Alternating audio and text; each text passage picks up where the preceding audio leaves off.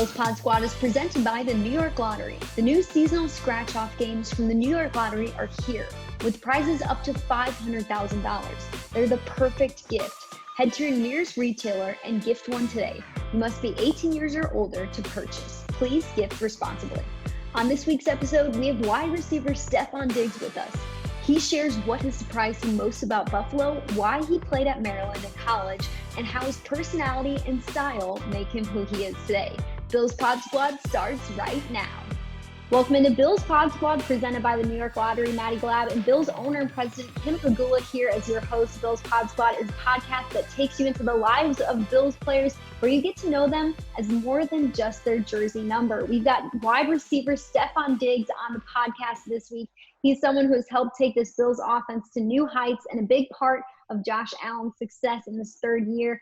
He's also been great to listen to and talk to when he does media availability.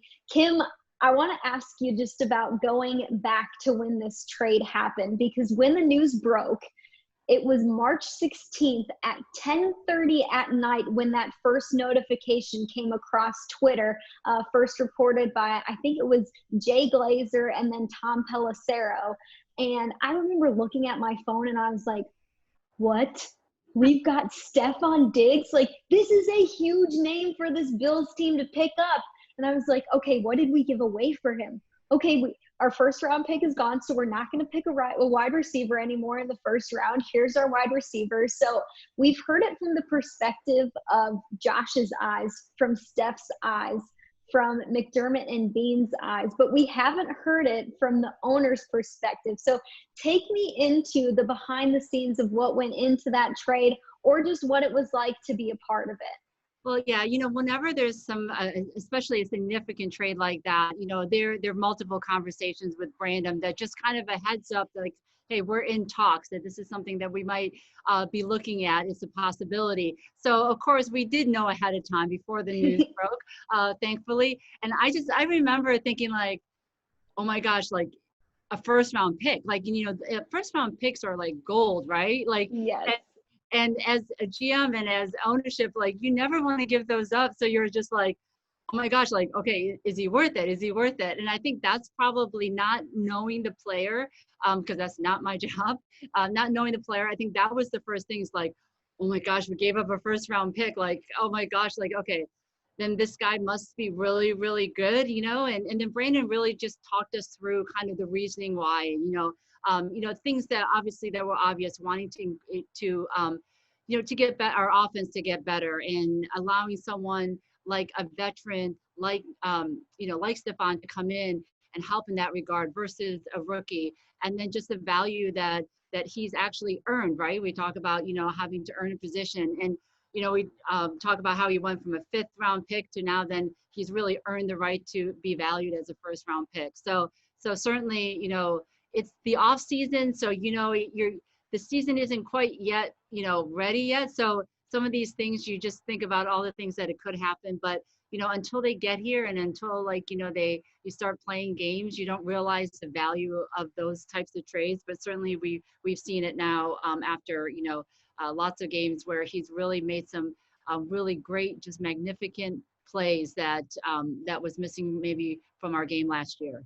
Yeah, do you think this could have played out any better? I look at, like, what the Minnesota Vikings got, and they drafted Justin Jefferson, who's also having a great year as a rookie wide receiver. Some of the rookie wideouts are balling in the league this year. Gabriel Davis is one of those, but Steph Diggs has 80 receptions, which is second in the NFL. He broke the team record for most receptions through 11 games. He continues to break records almost every week. He's got 945 receiving yards, close to that 1,000-yard mark. He can hit it against the 49ers. And I just think of all of the incredible plays, like you just noted, that he's had, just how he's been able to help this team, what he's meant to Josh Allen.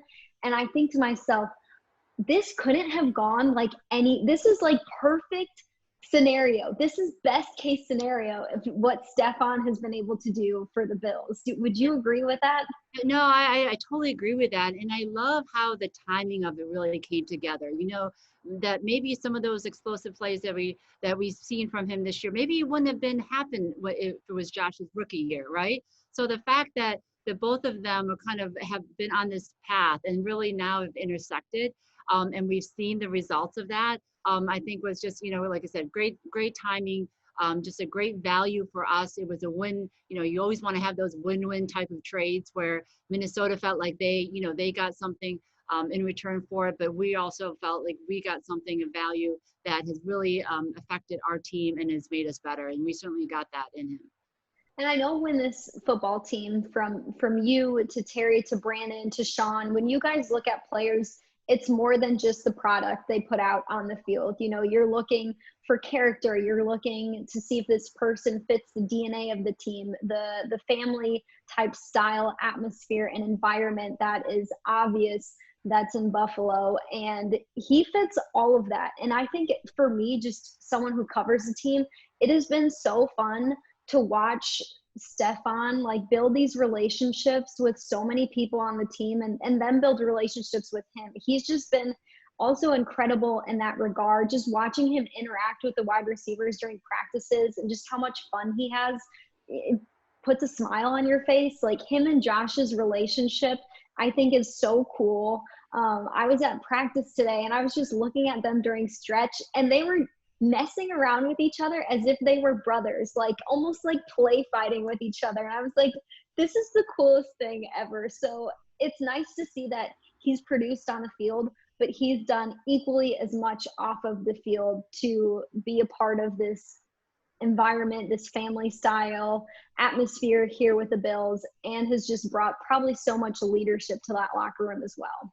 Yeah, and that's one thing I didn't know about him during this pandemic. I haven't been able to spend as much time with the team as I normally would have liked, so haven't really gotten the chance to really get to know him off the field. But I would say, watching him during the game, watching his interaction, how he tries to really get those guys really pumped up and excited, especially during the time of the game when they need it the most. Like you said, just that his interaction and really love and appreciation for Josh and what he brings to our team. It's great to see. And all things that I didn't know and I didn't expect from him when the trade was announced, but just so happy that he's on our team. Yeah, definitely. It'll be so awesome for everybody to listen to this interview in a couple minutes here, because it was great to just get to learn a little bit more about him, who he is as a person. But before we get into that, I want to talk about our Bills fan box of the week. So it is Dawson Knox's turn to do a fan box. I am rocking his shirt. I'll turn this down so you can see it. It's a School of Knox. So you've got the crazy hair that Dawson completely rocks, that not a lot of other people can rock in this world. But you can purchase. How great that these guys have been every week. I mean, it's just, you think of they're tough guys and, they're just, all working out and eating right and just, focus on the game. And then they come up with this really creative ways that it's fun to see. It really is. Yeah, it's been fun to be a part of it. It's been fun to wear all these t-shirts. I'm going to wear them for years to come. I'm so pumped that I've added 10 new Bills t-shirts to my collection, but you can grab it at billsfanbox.com until Monday, December 7th at 11:59 p.m. So hurry up and grab yours. A great Christmas gift for all your friends, family members. And the proceeds, the best part, proceeds benefit the Punt Foundation. So you're not only buying a shirt, you're also donating to a great cause. The New York Lottery is giving away $50 worth of the new limited edition New York Series scratch-off tickets with a chance to win up to $1 million to one of our lucky listeners each week. Visit buffalobills.com/NYLottery or click on the link in the podcast description to enter now. All right, here's our interview with the wide receiver, Stefon Diggs, who's got 80 receptions and 945 receiving yards through 11 games. We've got Stefon Diggs on with us today. Steph, so pumped to have you on this podcast. I have enjoyed hearing from you weekly when you speak to the media. It has just been great what you've been able to say and just convey in your personality in the interviews that you've done week to week. We are so happy that you're here in Buffalo. You've been a big part of why this team is 8-3 through 12 games. But I want to ask you, what's the most surprising part, either about Buffalo or about this team? I knew you probably had some idea of what it would be like here coming in and speaking to some of the guys and some of the players and the coaching staff, but what surprised you most about this place? Um, what surprised me most about this place? I would say mostly how family oriented it is. I can tell that it's kind of like built on a foundation of people, loving each other, trusting each other, and kind of like just building off of that. And I can see that it's like a brotherhood here. The bond that they have here, it's been kind of built slowly, and that's why it's so like not necessarily it's tight knit, but at the same time, they welcome me with open arms, and I'm forever thankful for that. Now, obviously, you're right, Stefon. Family is very important to us, especially being owned by a family. We've got 3 kids of our own, and I'm sure we've heard from a lot of players how much family means to them. But I don't know a lot about you, right? Like I haven't had much time to spend with you during this pandemic season. So tell us about kind of just growing up in the type of family that you came from. I know you've got brothers in the league. Just like how that family atmosphere that you just talked about, how that back when you first started out in football, how much that means to you and what family has meant to you during your career. I wanted to play football because my older brother played football. My mom and dad actually played basketball growing up, so they weren't too big in football until like we started playing it. My dad had a passion for it. Big family guy. I have an older brother. I have 2 younger brothers that also play football. So football is like a thing in my household. I always wanted to be super good at it. I saw my older brother doing this, so I had a love and appreciation for it. And then my little brother watched me, and so on and so forth. So it's always a big thing in my house, and that's something that always brought my family together. At the end of the day, we always had football. We always could lean on that to get rid of all our problems watching football on Sunday or Thanksgiving or on holidays. So it's always been good. Who's the best athlete in your family then? Best athlete is probably my mom. She know how to hoop. She always challenges us on daily when it comes to shooting around. She's not moving around too much, but she'll shoot around a little bit and talk her junk. So I say my mom. That's awesome. Sticking with family, Steph, you chose to go to Maryland for college football, and that means you chose to stay home. Just reading up about you, your father passed away when you were younger due to congestive heart failure, and your mom must have had to do a lot of work just raising you and your brothers in that household. So I guess probably taking on more of a father type leadership style and just the way that you connected with your brothers from a young age. How has that shaped you into the person that you are today? Just as far as like probably just growing up faster than the typical kid, and learning how to make sacrifices, learning that it's not all about you all the time, and learning that I had little brothers that I wanted to look after or be somewhat close to. It kind of came in handy a couple of times. My mom called me to come home for a couple hours to talk to my little brother. You can imagine how that went, but it was definitely worth it. I look back on it. It was one of the best decisions I made as far as like my process. I wanted to be close to my family. I didn't want to leave them. I kind of had some options to go to other places like Florida and stuff like that. But in my mind, I wanted to be home. I wanted to my family, and I wanted them to be able to see me play, see me grow, and be close to them as far as like my little brothers, because they were some knuckleheads back then. So that's all. But I feel like it shaped me into the man I am today, and learn that you can't be selfish all the time. You gotta be selfless. Think about everybody else. And who did you lean on when you first came into the league to be kind of maybe that father figure for you once you're in the league, or a mentor to you as a rookie? It was kind of hard. I had a lot of people that I reached out to throughout my process. Chad Scott was one of the guys I reached out to. He knew me since I was in college. He's actually from that area as well. Played in the league. I had some questions for him. Antoine Bethea, Maurice Jones-Drew, Matt Forte, a lot of guys that were with my agency that were older guys at the time that were still in the league. They sat me down one time. I think we had our agency's retreat. We were all sitting down. I was just asking them a couple questions, like stuff that any rookie would want to know. I was interested in to see how they handle being a rookie, how to approach going into their first training camp, and just how to handle themselves on being a professional. I was learning to be a professional at the time, and I just wanted to be great at it. So I took all the notes that I could, all the gems that I could, and I applied it, and hopefully I turned out not too bad. Steph, both your brothers played in college football, and now you've got Trevon who's playing for the Cowboys. What's it like to have a brother in the NFL? I mean, he's had some pretty big plays for a rookie on the Cowboys. Like, I feel like even people have been able to catch his highlights just if they flip on, ESPN or NFL Network, some of the big plays that he's had. So what's it like to cheer him on from a different team?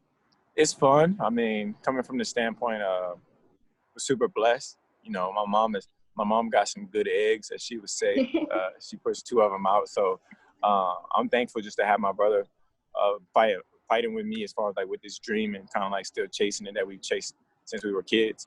It's good to see him blossom and turn into what we always thought he was going to be. But it's not always smiles and the bells and whistles. It's more so trying to get better than anything because, he is young. He's new to the league. He's had some success, but it's more so trying to right the wrongs rather than the good stuff because we expect the good stuff to happen. But I just want him to be better all the time. Stefon, you were a 5th-round pick, correct? Mm-hmm. Yes, ma'am. But you got traded, and we gave up for a 1st-round pick. Yeah. So what was it like? Plus, 1st-round pick plus. But what was it like you said, going from that 5th round your rookie year to now getting to that level where you're valued as a 1st-rounder in a team that wanted you? I'm sure it was bittersweet, but just that journey when you first got the call that you were coming, kind of take us through what you were going through at the time. Yes, it was definitely different just because I have an appreciation for how my process happened because going in the 5th round, they don't expect a lot from you. And they kind of, if you do good things, yay, but we kind of have what we want. It's a little bit, it's like icing on the cake. Like we didn't really need it, but here it is. And I didn't play the first 3 games, so it's not like I was a huge part of the offense at that time when I was young. And I had to grind. I had to earn my keep, and I had to figure out a way to get on the field. So when I got on the field, I had a real appreciation for the game. And on the back end, when I got a phone call, they said they would give up a 1st-round pick. I said, oh damn, I guess I finally get it. I'm a 1st-round pick now. And I was just like, I also saw it from a standpoint of I can see how much pressure it is for some young guys when you come in and they want you to be so much and they just expect a lot from you. They want you to play right now. They want you to be ready. So I had appreciation from that, but I was more appreciative of my process being on the other side of, I had to earn everything that I got. So going into this new situation, I want to prove it all over again. Earning everything that you've gotten and being on the Buffalo Bills right now, with the yards that you've put up, the number of receptions that you've put up, what you're averaging in games, how have you been able to become maybe the receiver that you've always wanted to be with this team and with the help of Josh Allen and Brian Daboll and all the coaches here? I would say just the supporting cast. I'm not taking really too much of the credit. Of course, I'm out there working my tail off, but it's a product of being in the right situation, having the right coaches. Chad Hall, Coach Daboll, and Josh Allen is just my support system. I'm gonna give it to my support system. They put me in the best situation to be successful and to blossom. I'm just trying to do what I can, do my job is what I say. I try to put it in the most simplest form is I get open and catch the ball. That's my job as a receiver. And everybody else is doing their part on the other, and they're doing a lot more work than I am. So I'm just thankful. And I always believed in myself, but I feel like here's a place that I can blossom into the guy and the receiver that I want to be, and the player, and the person. And it seems like there's been a lot written about the connection you have with Josh Allen and coming in and onto a new team. I mean, you can certainly see, the love that you guys have for each other and how supportive you are. Did that surprise you that, just coming in new into a new team, being able to connect that quickly, both on the field and off the field with Josh? Honestly, not really. Just because at the end, I always knew, like, from my standpoint, I was going to be professional regardless. I was going to handle my business. I was going to do what I was supposed to do. But even if it wasn't the greatest relationship, I was going to at least do what I was supposed to do. It's just the fact that I went in with some great people as well. I was going to come in with a positive attitude, good energy, and I'm around people on the same accord. Everybody's on the same page. Everybody's pushing towards the same goal, and they got a good attitude about it. And every day we wake up in the morning, even when I'm grumpy, Josh wakes up pushing me and says, let's go, and got all the positive energy in the world. Because I'm not really a morning person. And then you see Coach Daboll walk up to me and say, "Did you get some sleep last night? You was playing video games last night?" Yeah, I was about to say get your ASS up, but yeah. But I love being around them. You know, they kind of push life into me when I don't have it, and I do the same thing. So when we get out on the football field, I always make sure I give them a little extra oomph on the back end just because they bother me in the morning. So it's kind of like more so a match made in heaven. Everything isn't perfect. You know, I never expected everything to be perfect, but as good as things are now, you know, I'm just thankful. Yeah, what I love about it is I love watching you on the sidelines because Oh, man. you bring about a lot of energy and a lot of Crazy. fun. Yeah, I love watching you on the sidelines. So Thank you. keep it Appreciate up. it. I got to chill out sometimes. I'm getting a little too crazy out there, man. I just, you know, I love it so much, and I'm around some people that are so passionate as well. And like, I feel like everybody out there wants perfection all the time, especially Josh. And you know, I just want to win so bad. You know, Steph, you've been open just about you learning from your time with the Minnesota Vikings. Yeah. How were you able to come into the situation with the Bills, maybe with a fresh mindset, a different maturity, a different approach, a mindset of, like you said, I'm going to be positive. I'm going to come in even during the grumpy days and try and put my right foot forward and have a good day. So how did your experience in Minnesota just help you with coming into a new situation in Buffalo? That's what I was saying, like kind of towards the things about me being appreciative of my past, just kind of shaping me into my future now. You know, that my first couple of years there, well, my first year at least, I wasn't even playing the first 3 games. So having that humble pie and having to earn your keep, and it's kind of like shaped you into the player you are, always having that chip on your shoulder and going in with the right mindset and that kind of thing. So just as far as like the trials and tribulations there, like I had a lot of quarterbacks there. I had a lot of OCs there. And I found a way to build a relationship with all of them, you know, and try to have success with all of them. I try to, you know, it's not all about football at the end of the day. And the better relationship you have with guys, it makes for a better workspace. So I kind of learned that throughout my process there, my time there. And I kind of carried it over to here. Like, just, you know, learn from your past. Make sure you reflect, grow from it. And, you know, it makes sure it's no carryover. Make sure you're going in with a clean state and kind of your maturation process shall be one if you learn from your old one. Where is it colder in Minnesota or in Buffalo? Minnesota. Yeah, we've had a mild winter, and I'm sure everyone. Normally when someone comes in from another team, you know, and it's Buffalo, and they have to talk about the cold and the weather, but we didn't have to do that with you. You probably didn't even have to change wardrobe. So nah, not at all. They say it gets more snow here, but I haven't really seen too much snow. Like in a couple weeks ago, I think we got like a 60 degrees or something like that. What game was that we played? Nice. And it was so nice. Like I think I brought the sun a little bit. So, you know, that's the least I could do, just bring a little bit of sun out here. You brought the sun, you brought the smiles. People like a snow game. That is just one of those images that I love when there's a team playing and it's snowing and, you know. I never had that. I'm a little worried actually. So.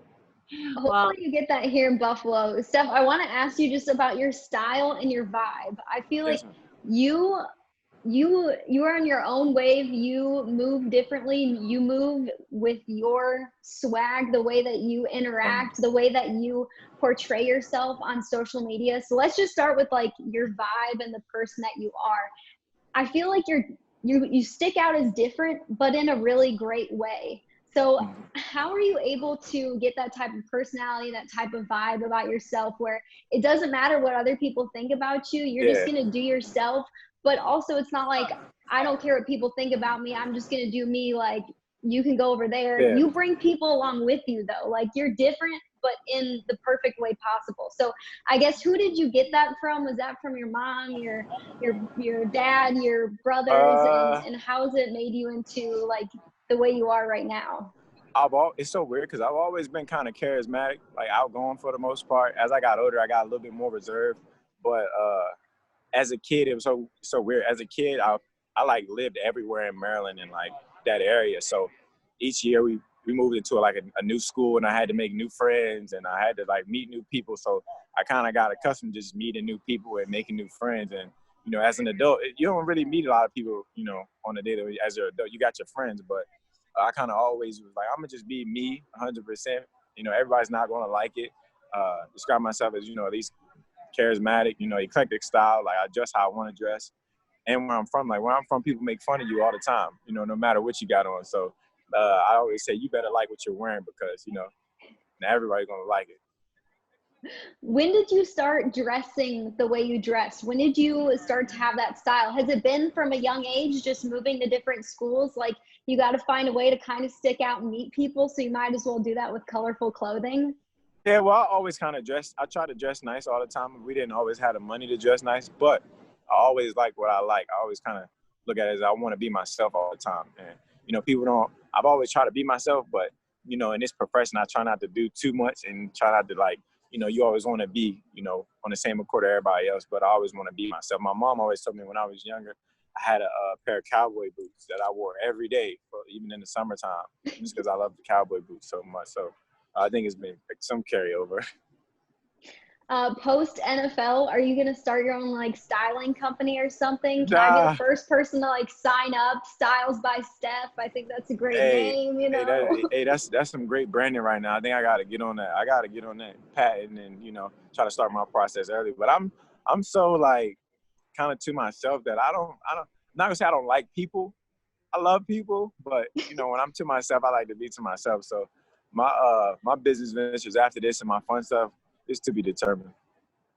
I love it. I mean, it's been so cool to see you with your game day fits and everything, what you post on social media. It's inspiring, I think, for everybody who's trying to step up their style game. Do you have a favorite item of clothing? Are you a shoe guy? Are you a jackets guy? Or is it everything? It's everything for me. I'm not a huge shoe guy. I like clothes more. But if I had my choice every day, I will wear a hoodie. It's just something about putting on a hoodie, being able to put on the hood when you're cold and, kind of go into your little shell. I like that a little bit. I like that. Maddie, I don't think you've ever seen me wear a hoodie. Have you? We got to get you a hoodie. We got to get you. You know what, Kim? I have not. I'll get you a hoodie. You ain't got to tell me twice now. That's on my to-do list for Christmas. I'll get you a hoodie.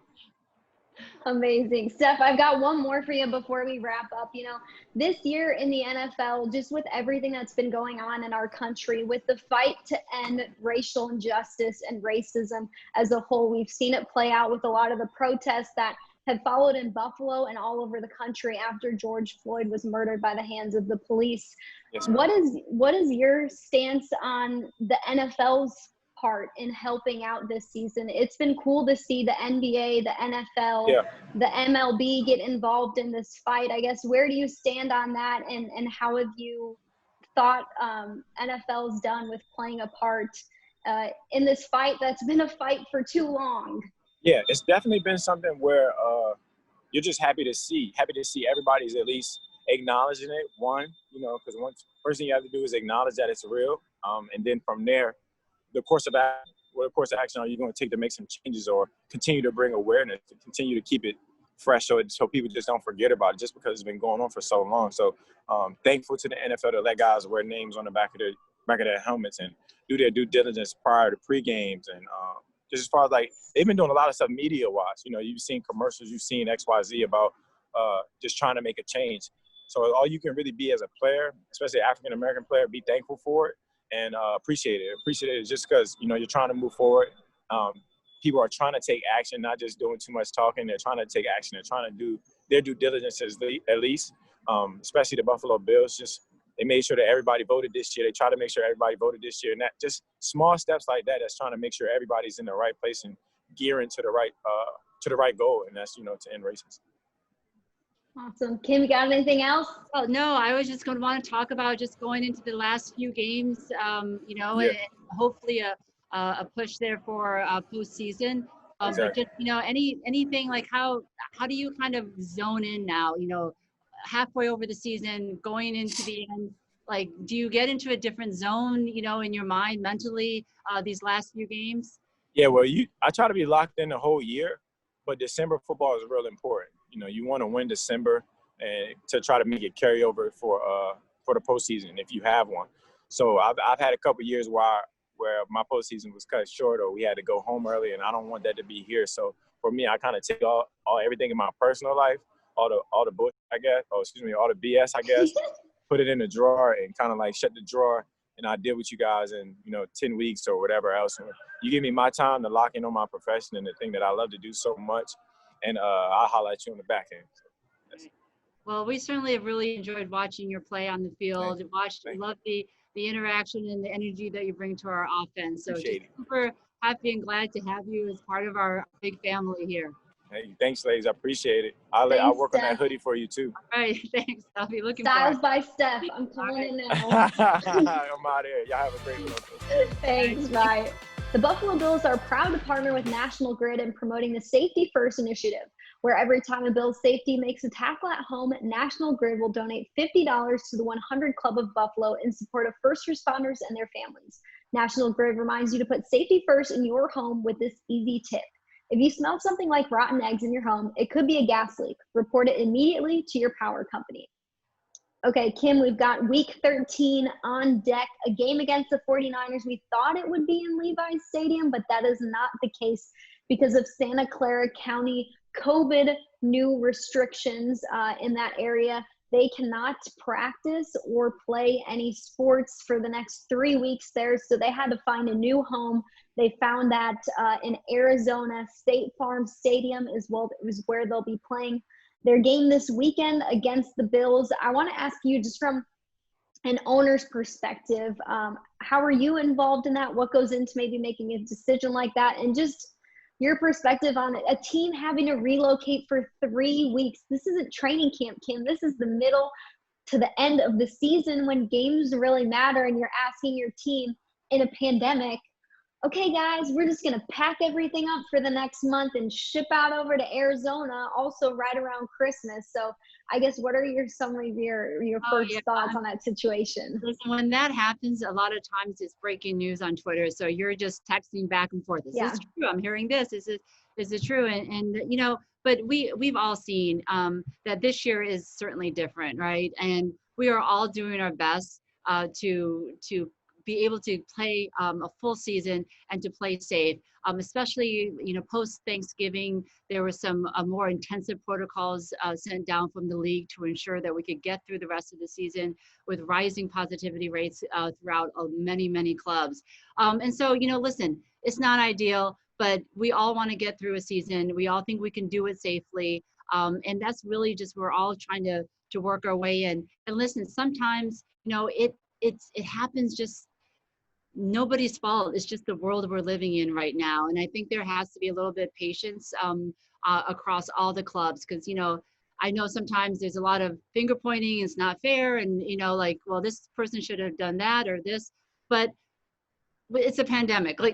Just there's a lot of things going on. And sometimes, and, just something innocent that you think are doing and you end up, being a close contact, or you end up being positive. It's not fun for anyone. It's not fun for any team. But I was kind of selfishly thinking, well, maybe we can just play at home instead of having to go all the way to the West Coast, right? But I'm guessing there was probably some competitive advantages that they didn't want to give us another home game. But that was my idea how to solve the problem, but they didn't listen to me. You know what? I think your idea is perfect. I was hoping we would also get another home game out of this, but, we're going back to Arizona where something that I don't want to talk about happened. Yeah, but you know what? It is a perfect opportunity to kind of erase that image from our mind from the last time we were there and kind of reset it. So, like I said, for me, it's going to be a little bit of motivation going back into that stadium to get a different output this time around. Definitely. And also, how about the Bills? I feel like they've done, and we've done such a good job with following the protocols. We've had very few positive tests since we started the season. What's your perspective on how this team has been able to do everything they need to do, the mask wearing, the social distancing that they need to do, the virtual meetings that they need to do to be able to be safe? Sean McDermott commented about it this week, and he said, you know what, it's really just a testament to our guys and what they do outside of the facilities. The reason why we've had so few positive tests is because they're also following these protocols when they leave this building. Yeah, no, listen, I think almost everyone on that team knows that we've got a special team this year and do not want to do anything that would jeopardize that. And I think that first Tennessee game, which was, wasn't any fault of ours. But I think that also, when it happened early on, was just kind of a wake up and a reminder how messed up your season could be, and not wanting to be a part of that if they didn't have to be. And I think really, I agree with Sean, it's a testament to all the staff. Listen, following these protocols, whether they're at home or whether they're here at the facility, it takes a lot of people. I mean, there are people here that have been in the daily planning of making sure the protocols are being done, the trackers, and everything from just charging tracker devices to the temperature checks, to the facility, the operations, masks, handing out the mask reminders. Just so much has gone into that. And really, like I said, our low cases is really testament to all those people really taking it seriously as their job and protecting this team and our players. And very thankful for that, because as you've seen across the league, sometimes it's unintentional and it happens. And unfortunately, it can kind of, really mess with your team and with your season.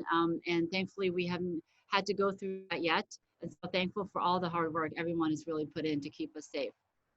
Definitely. I feel like we've talked about Josh Norman on this podcast before, and just how he's been so involved in the Buffalo community. Even before starting practices with the Buffalo Bills, he was here doing press conferences with Mayor Byron Brown. Well, he teamed up with Mayor Byron Brown again this week to help small businesses hurt by COVID-19 with the protocols in place. It's called Buffalo Business Blitz. So Josh Norman donated $25,000 of his own money. He's going to provide grants up to $2,500 each to small businesses who have been impacted by the pandemic. And he's challenging business leaders, teammates, Bills Mafia, Buffalo residents to join in and donate during the month of December. I mean, how about this guy? He hasn't played much on the field because of injuries.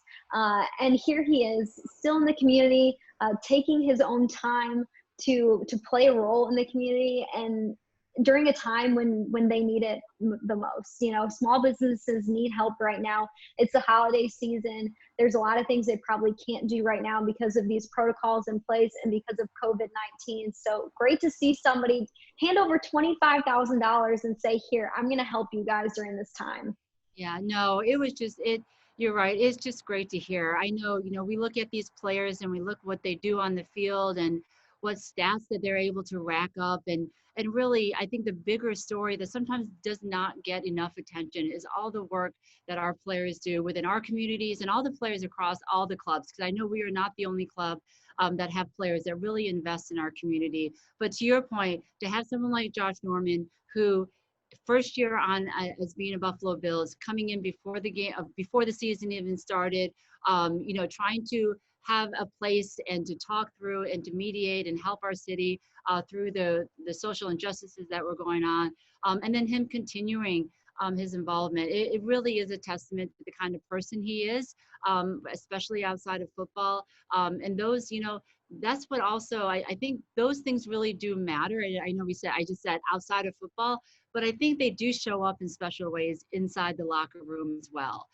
So as we talk about, the one family atmosphere here at the Bills, and we talk about how much love that they share with each other and the support that they give. These things that we do in our community and our players do in our community, it festers into that locker room. And I think really just makes it special, being surrounded by people that are putting themselves out there, doing the right thing, and really representing our brand and our team in such a positive way. So that's, so needed this holiday season. So love it. Love to hear it. If you want to donate to the Buffalo Business Blitz, you can visit www.starswithaz24.org, and you can donate whatever you want to help small businesses that need it, that have been impacted by COVID-19. All right, Kim, let's talk a little bit about this 49ers game here coming up on a Monday night. I love it. We have 4 out of our last 5 games are either on Monday night, Sunday night, Saturday afternoon. We have one more Sunday 1 p.m. game left, that says so much about how far this team has come in the last couple of years under Sean McDermott. To have that many primetime games towards the end of the season, that means this team really matters. And they're playing against this 49ers team who has been ridden with injuries. So many injuries have happened. Jimmy Garoppolo's out. George Kittle's out. They're both on IR. They have 15 players currently on IR. They put 2 more on IR after the Rams win that they had this past weekend. 2 corners went on IR for them. But still, even with all their injuries, they've been able to still field the team and play some good football. This is a sneaky good team on defense. Their quarterback, Nick Mullins, has been figuring it out. They're getting some of their offensive weapons back. So this is not going to be an easy game at all for the Bills. I think it's going to be an intense game. I think it's probably going to come down to the fourth quarter, which this team, our Bills team, Kim, they've liked the games to come down in the fourth quarter. I don't know if I'm the biggest fan of that. I don't want to be sweating and anxious through 4 quarters of play. But what are some of your thoughts on the 49ers game and maybe about how this Bills team can hopefully put the 49ers away in the second or third quarter and we don't have to worry about that in the fourth quarter? Well, I will tell you that when our schedule came out at the beginning of the season, way before the season started, and I was like, oh, we have such a tough schedule, right? You're thinking about Super Bowl. You're thinking, they've been in the Super Bowl, just some of the big games that we have. But we all know that it doesn't matter what happened the previous year or years, that every year is different. And here is one team that certainly I don't think they thought they were going to be in this position with the amount of injuries and the record that they have. But they weren't in the Super Bowl for no reason at all. So like you said, scary good. They still have some good players, great coaching. I mean, they have been through postseason. They know what's on the line. And so, you're always fearful of those teams that are playing desperate, that are playing to prove something. And certainly they are. And you saw that with their win over the Rams. Like, when you have guys that are down and out, like sometimes that's a huge rallying cry, right? Like you just, you talk about having to go through adversity and you guys get closer. And so they can be dangerous. They can be type of a dangerous team. But again, our defense has played better in the last several games. And so I am expecting that as we get through the end of the year and the season, coming off the bye week, we're going to get some players back, that we're going to be progressing and really moving forward. So I'm going to predict a big W, and I'm going to predict not in the fourth quarter. Yes, that's speak it into existence. Prediction, yes. Because I love it. Listen, because I can't bet on any games or anything, but I did win our complimentary survivor pool. And so the only thing that I win is bragging rights. So I'm going to make that prediction because I did win out of 9 people our survivor pool this year in week 12. So I can make predictions. I can make bold predictions. I'm predicting that we're going to come out with a W in Arizona against the 49ers. Sounds weird. I love it. Bold prediction. Yeah, weird to say that they're going to beat the 49ers in Arizona. You're so right. This defense has been playing like themselves. And even Leslie Frazier said it this week when he spoke to media. He was like, he started off the press conference without anybody asking him a question. He was like, I would just like to say our defense has been playing more like themselves. They've been more consistent. This is how we want them to play. And also, how about A.J. Klein being named the AFC Defensive Player of the Week? He had a career-high 14 tackles against the Chargers, a great game for him. I really love to see this defense come on strong the last few weeks.